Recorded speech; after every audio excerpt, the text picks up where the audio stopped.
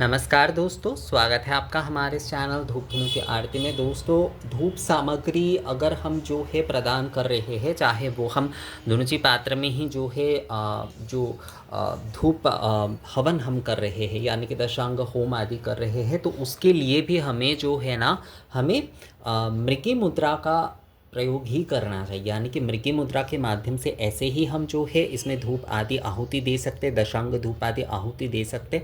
और जब हम जो है इस तरह से आचमनी से भी कर रहे हैं, तो भी हमें जो है ना इस प्रकार ही देना चाहिए, इस प्रकार ही जो है देना चाहिए। वैसे तो मैं भी कई समय जो है ऐसे ही देता हूँ, ऐसे भी 5 उंगलियों से भी जो है दिया जा सकता है, पर सही होता है कि मृगी मुद्रा का उपयोग करते हुए ही जो है हम सामग्री आदि जो है सभी कुछ जो है धूप हवन आदि में, यानी कि दशांग धूप हवन आदि में जो है हम जो कुछ भी आहुति दे रहे हैं, तो हम गोकुल धुना आदि से जब जो है हम होम आदि कर रहे हैं, तब भी जो है जब आचमनी से भी दे रहे हैं, तो भी जो है इस प्रकार से ही हमें देना चाहिए, इस प्रकार से ही जो है हमें देना चाहिए। मतलब इस प्रकार, ये जो है, ये देखिए मृगी मुद्रा है, तो मृगी मुद्रा में ही इस प्रकार से जो है हमें देना चाहिए। इस प्रकार मृगी मुद्रा में लेते हुए इस प्रकार से ही जो है हमें देना चाहिए। आप इस तरह से हाथ से भी दे सकते हैं, हाथ से भी इस प्रकार से जो है मृगी मुद्रा से दे सकते हैं, या फिर जो है इसे, कई लोग मुझे कहते हैं कि दादा इसे मृगी कहते हैं या मृग कहते हैं। इसे मृग और मृगी दोनों ही कहते हैं, दोनों ही एक ही मुद्रा है। यही जो है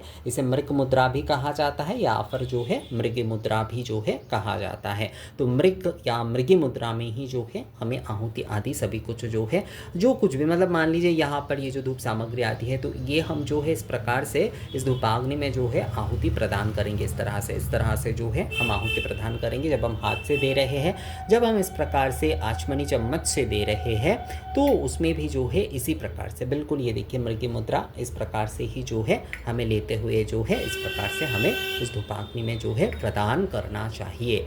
मृग मुद्रा का, यानी कि मृगी मुद्रा के माध्यम से ही जो है हमें ये विधि जो है वो करना चाहिए। यही जो है सही होता है। जब हम धूप हवन आदि या कोई भी हवन आदि हम कर रहे हैं, तो उसमें जो है इस प्रकार से ही जो है मृगी मुद्रा से ही जो है हमें प्रदान करना चाहिए। मृगी मुद्रा से ही हर सामग्री आदि प्रदान करना चाहिए, चाहे वो हम हाथ से कर रहे हैं या फिर जो है इस प्रकार से आचमनी आदि से भी जो है कर रहे हैं, तो वो भी जो है हमें मृगी मुद्रा से ही करना चाहिए।